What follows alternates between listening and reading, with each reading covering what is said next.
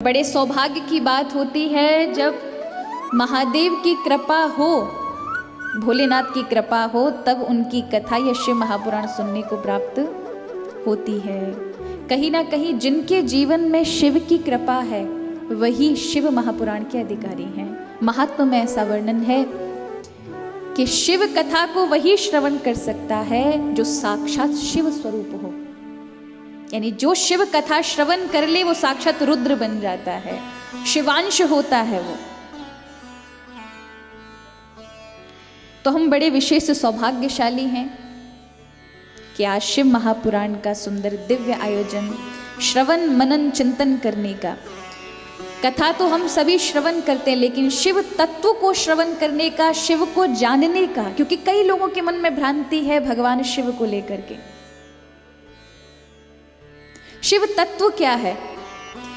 जब वैष्णवों से बात होती है, वैष्णवों के बीच में जाओ तो वो कहते हैं नारायण ही हमारे लिए सबसे बड़े हैं, भगवान कृष्ण ही सब कुछ है, हम भोलेनाथ, हम शिव नहीं हैं, हम भोलेनाथ को इतना नहीं मानते। लेकिन याद रखे, बिना भोलेनाथ के जीवन में आए जीवन की सफलता ही नहीं हो सकती।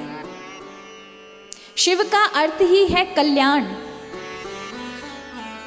जो साक्षात कल्याण प्रद है, कल्याण स्वरूप है, वही आपके जीवन को कल्याण के मार्ग में लगा सकते हैं।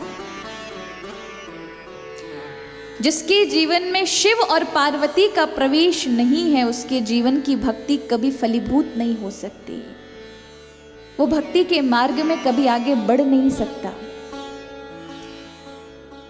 अतिशयोक्ति नहीं होगी ये कहते हुए कि भोलेनाथ से ही रामायण की उत्पत्ति हुई है, भोलेनाथ और माँ पार्वती से श्रीमद् भागवत कथा की उत्पत्ति हुई है, भोलेनाथ माँ पार्वती से यंत्र मंत्र ज्योतिष शास्त्र की उत्पत्ति हुई है, भोलेनाथ माँ पार्वती से योग की उत्पत्ति हुई है।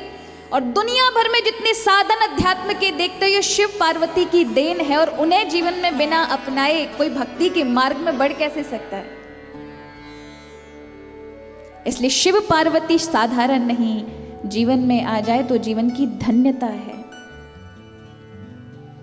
वह मूर्ख हैं जो नादान हैं, जो भेदभाव की विचारधारा को रख करके और अवहेलना करते हैं शिव और पार्वती की।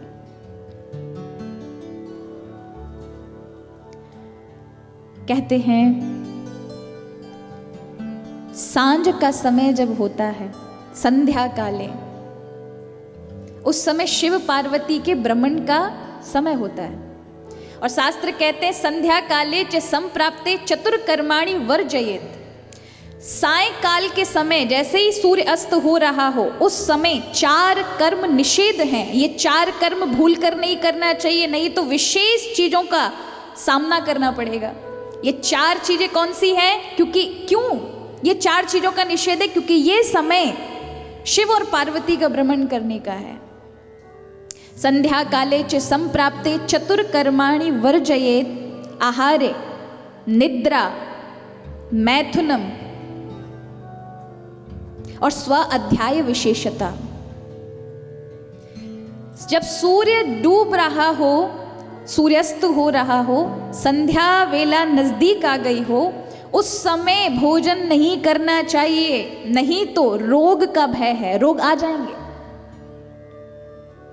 निद्रा नहीं लेनी चाहिए उस समय, पलंग पर कोई विशेष पीड़ा हो, शारीरिक दुविधा हो तो क्षमा याचना करके लेट जाओ, अन्यथा नहीं लेटना चाहिए जिस समय सूर्यास्त हो, नहीं तो जीवन से लक्ष्मी चली जाती है, जीवन में दरिद्रता देखनी पड़ेगी। जिस समय सूर्यास्त हो, वेद आदि शास्त्रों का अध्ययन नहीं करना चाहिए, उस समय आराधना का समय है, ध्यान का समय है, उस समय स्वाध्याय आदि ना करें, नहीं तो विस्मृति हो जाएगी जो आपको ज्ञान प्राप्त है। निद्रा, आहार, स्वाध्याय और संतान उत्पत्ति के कोई भी कर्म संध्या काल के समय नहीं करने चाहिए, यानी मैथुनम, नहीं तो क्रूर दुष्ट संतान की उत्पत्ति होती है जो पूरे वंश को नष्ट कर देगी। ऐसी दुर्गति, ऐसी दुर्बुद्धि संतान हमें प्राप्त होती है। 4 कार्य निषेध हैं, लेकिन संध्या के समय भोलेनाथ माँ पार्वती का भ्रमण समय, ये पहले देवता हैं जो घूमने निकलते हैं। सारे देवता, भोले भगवान विष्णु तो शेषनाग की सैया पर माँ लक्ष्मी जी पैर ही दबाती रहती हैं। राधा कृष्ण कभी गोलोक धाम निकुंज वन को छोड़कर जाते नहीं।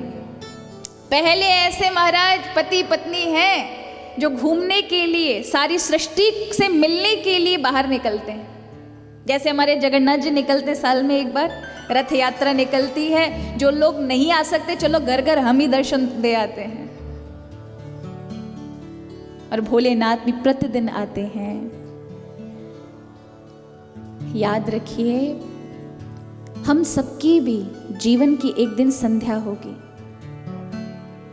हम सबकी संध्या होगी। जीवन एक दिन निरंतरता से चलता जा रहा है और एक दिन संध्या समय निकट आएगी और ये जीवन वही कहाँ का कहाँ समाप्त हुआ पता तक ना चलेगा। कितना अच्छा हो कि उस समय शिव और पार्वती का हमारे जीवन में पदार्पण हो जाए। कितने ऐसे लोग होंगे, आपने अपने जीवन में भी देखा होगा, कि अपने पूरे जीवन के उस चक्र में कभी मंदिर नहीं जाते।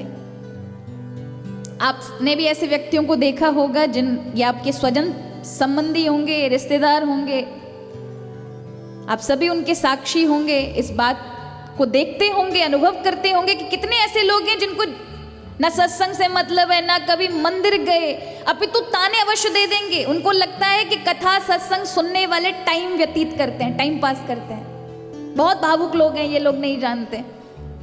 ज्यादा ज्ञान, तार्किक बुद्धि होने के कारण उनको प्रभु समझ नहीं आते। ज्ञान की बातें खोखली लगती हैं। कभी 4 कदम मंदिर चलकर नहीं जाते और उम्र पूरी व्यतीत हो गई।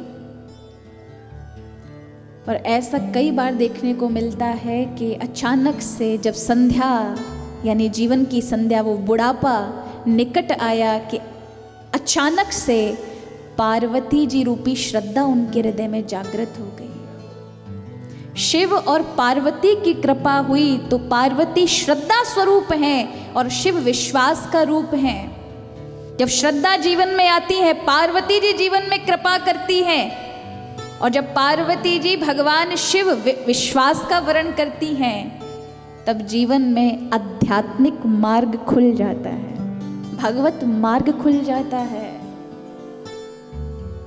शिव पार्वती की कृपा हो, हमारे जीवन का ये अध्यात्म मार्ग, प्रभु की ओर चलने वाला रास्ता बंद ना हो। कई बार लोग भक्ति करते हैं, ऐसा नहीं है, बहुत भक्ति करते हैं, लेकिन उल्लास खत्म हो जाता है। उल्लास खत्म नहीं होना चाहिए प्रभु के मार्ग की ओर। प्रभु की राह में चलने के लिए उल्लास निरंतर बनना चाहिए। उसके लिए दिया जब बुझ रहा हो तो घी की आवश्यकता होती है, डालते जाओ। अग्नि बुझती हुई दिखे तो थोड़ी थोड़ी लकड़ी डालते जाओ, जिससे अग्नि बुझ ना जाए। हमारी निरंतरता से की हुई भक्ति कहीं विराम की ओर ना हो जाए, नहीं तो जीवन का सर्वनाश है, जीवन की हत्या है जीते जी। इसलिए कहा भैया, ये उल्लास बना रहे, इसके लिए सत्संग करें। ये घी जैसा कार्य है। श्रवण करें, भगवत कथा सुने, चिंतन करें, तो आपकी भक्ति में निरंतरता बनी रहेगी, अन्यथा नहीं रहेगी।